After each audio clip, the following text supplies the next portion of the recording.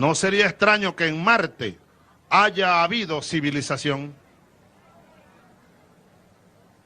Pero a lo mejor llegó allá el capitalismo, llegó el imperialismo y acabó con ese planeta. Ojo, cuidado. Existem os escritores da literatura nazista na América, do Roberto Bolanho, os escritores inventados por ele. São escritores nazistas, escritores violentos, escritores que amam a morte. E são chamados de nazistas apesar da derrota do Hitler na Segunda Guerra Mundial. Ou seja, ele aponta para uma continuidade do nazismo, mas aí nas letras. Essa continuidade existiu de fato, desde a colaboração nazista com o próprio Chile, do Chile do Bolanho, onde tinha a colônia nazista lá Dignidade, por exemplo. Os nazistas célebres, né, nazistas cientistas destacados, proeminentes, que foram trabalhar para o governo dos Estados Unidos no pós-guerra. Você tem o caso do Klaus Barbie, que ficou caçando comunista, aí no caso, até a década de 90, quando ele foi preso, que era um sanguinário. Esses nazistas ficaram soltos, já teve uma diáspora nazista. É o caso dos estudos do Peter Levenda, que estuda a diáspora nazista. Então você teve de fato uma continuidade do nazismo, uma continuidade por causa dessa diáspora nazi e em razão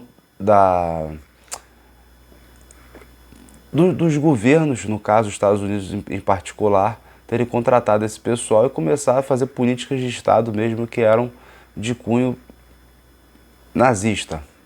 O apoio ao golpe, aos golpes militares aqui teve o apoio de nazistas, apoio logístico, apoio intelectual, apoio de várias formas.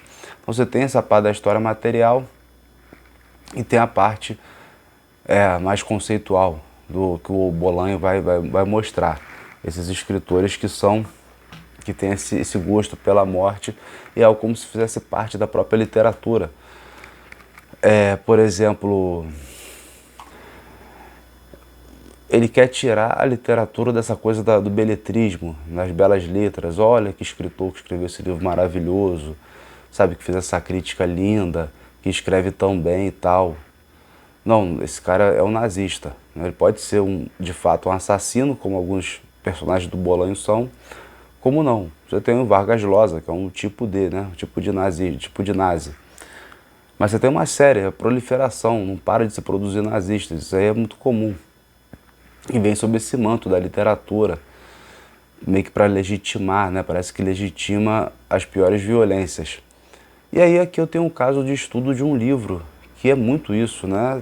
É um livro, assim, lamentável, de um autor que até escreveu alguns livros interessantes sobre Lula e o carisma pop, na época do Lula, Dilma e o ódio na política, foi interessante.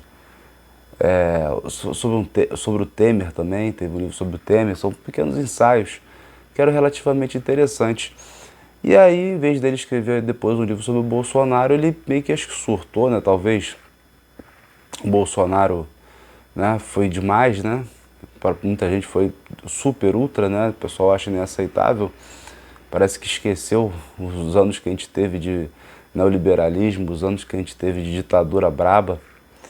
Não que uma coisa justifique a outra, mas você, com a perspectiva histórica, você até compreende de certa maneira. Você vê que, porra, infelizmente, o país acaba caindo em alguns arcaísmos de tempos em tempos, não tem como.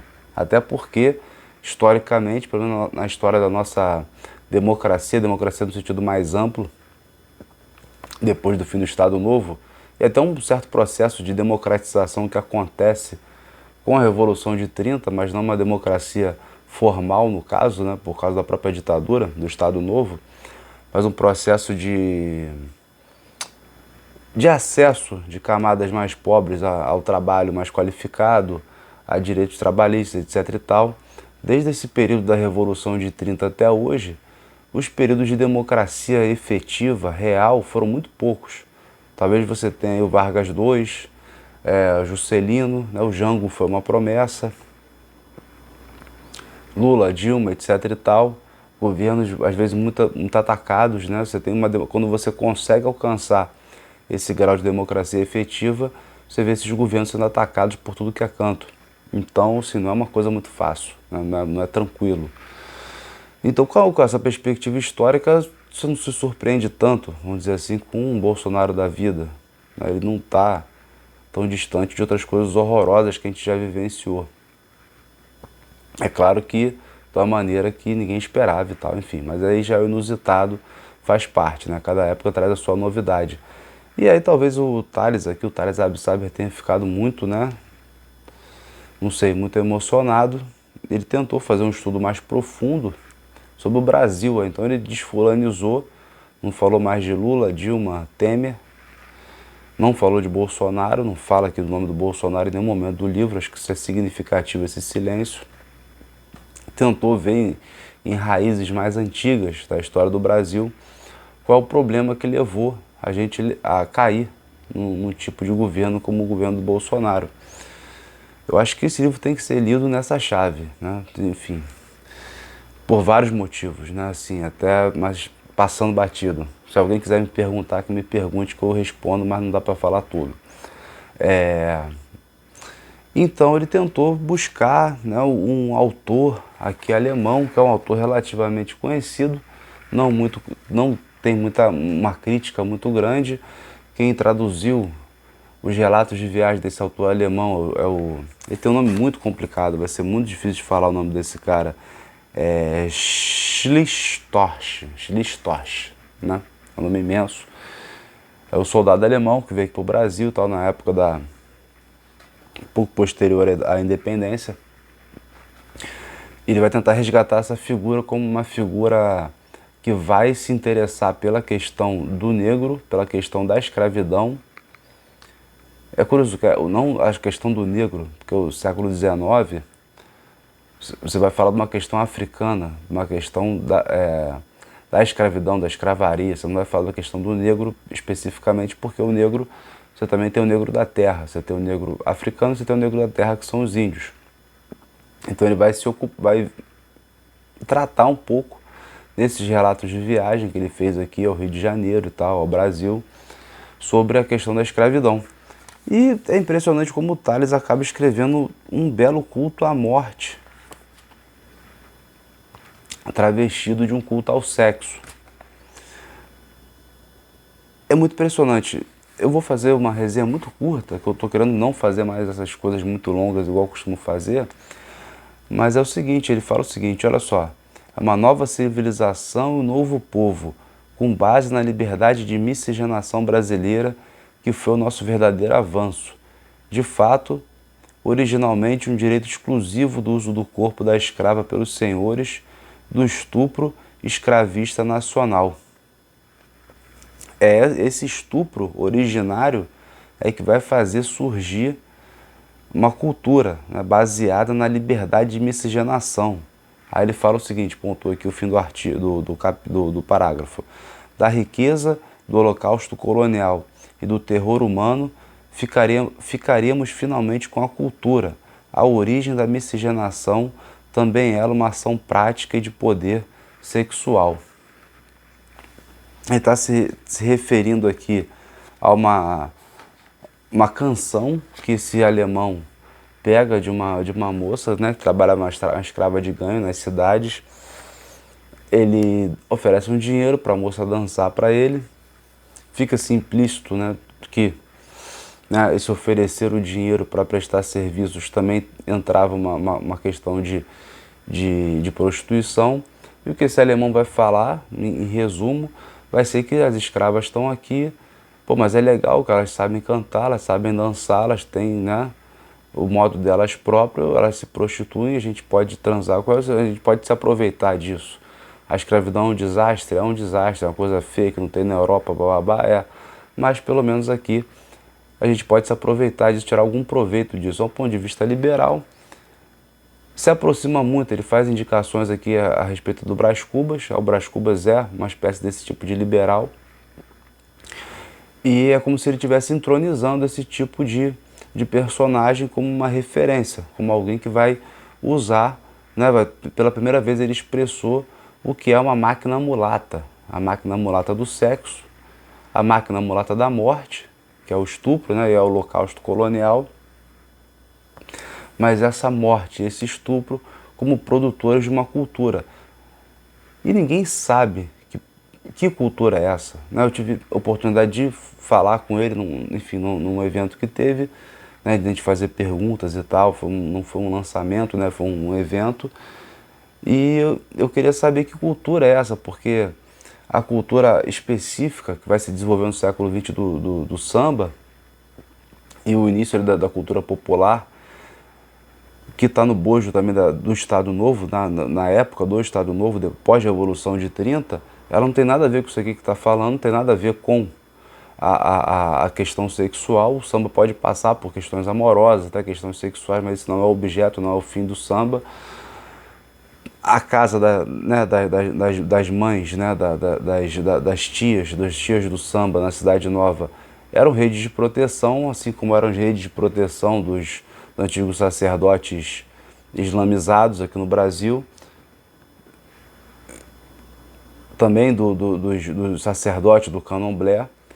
Eram lugares de religião, lugares também de fazer rede de proteção social, como criar caixas econômicas para poder pagar a alforria dos escravos, etc. Lugares de união de uma maneira particular, né, específica, brasileira, que não tem tanto a ver com o movimento, por exemplo, da formação da classe operária inglesa na época, lá como Thompson relata, que é uma coisa um pouco mais formal, vamos dizer assim, porque esses escravos, esses escravizados não estão tanto em acesso, né, aos meios de produção, dominando os meios de produção e confrontando o patrão direto. Já é uma outra lógica que está expressa na dialética da malandragem, né, desse transitar entre a ordem e a desordem. Não é você estar num mundo relativamente desordenado, mas organizado pelas máquinas, e você tenta organizar através de uma junção de trabalhadores, como é o caso inglês. Você está entre a ordem e a desordem, então essas coisas acontecem um pouco à margem do mundo produtivo, do mundo do capital. Então são redes de proteção. E no caso do samba específico, o samba entendido como nascido no Estácio, Brancura, né, o Ismael Silva, esqueci, tem vários outros nomes, é a malandragem pura, né, a dialética da malandragem pura, a questão da sobrevivência. Já não é uma questão de resistência, de se proteger, é uma questão mesmo de sobreviver. Né? Ou seja, a questão de você criar modos de vida capazes de conviver em meio à barbárie colonial, né, que se perpetua, do abuso, né, dos corpos. Os corpos são realmente abusados, e o que esse pessoal está fazendo? Criando uma cultura própria, criando redes de proteção, isso desde o século XIX. O que eles estão fazendo é criar meios de proteger os seus próprios corpos, né, de poder ter uma vida, um tipo de vida que seja uma vida não degradante, como seria a vida se ele estivesse submetido aos desígnios estatais, políticos e tal, tradicionais. Então, aonde que está o sexo nisso? O sexo, ainda mais o sexo como centro. Lógico que o sexo entra como entra em várias coisas, na literatura, no cinema, nas artes, na ciência, em tudo. O sexo entra de várias formas, mas não é o caso de um estupro, uma possibilidade de estupro que pode gerar uma cultura através da miscigenação. É como se ele tivesse pegado o fim ou o pior do Gilberto Freire para poder se justificar, criando uma figura de tipo Brás Cubas, que é um liberal, né? É um liberal cínico, é bem a expressão do liberal cínico, que se aproveita dos males do lugar onde ele mora. E ele está querendo, de certa maneira, parece que existe uma tendência a canonizar esse cidadão. Então qual o problema? O problema de você canonizar o Brás Cubas como uma figura histórica concreta, no caso um alemão. É você canonizar, achar válida uma direita liberal, né? Ser uma alternativa concreta, factual para o país. Tem um artigo do José Luiz Romero, que ele fala sobre as duas direitas na América Latina, uma direita mais liberal urbana e tal, né? E uma direita conservadora, que é uma direita mais agrária. A gente tem essa dualidade na direita, talvez também na esquerda, mas de outra forma, né? Uma esquerda mais conservadora, outra mais liberal, enfim. Então você tem essas duas direitas. Eu não acho que você validar, legitimar um liberal de direita seja algo interessante, ainda mais através do elogio do estupro. Esse é o livro do Thales Absaber, né, que comete essa barbaridade e tá aí, né, rodando, tá aí sendo discutido. Disse ele que vai ter uma segunda edição. Eu acho que ele está tão aquém de uma visão mais generosa, uma visão melhor sobre o país, que pode ter segunda, terceira, quarta, quinta edição, que não vai adiantar de nada.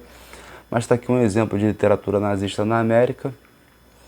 Está aqui um exemplo do que é a falta de memória. Hoje não é nem falta de conhecimento histórico, mas de memória. A gente esqueceu o que foi os anos neoliberais e achar que um neoliberal no poder poderia ser melhor do que alguém da extrema-direita.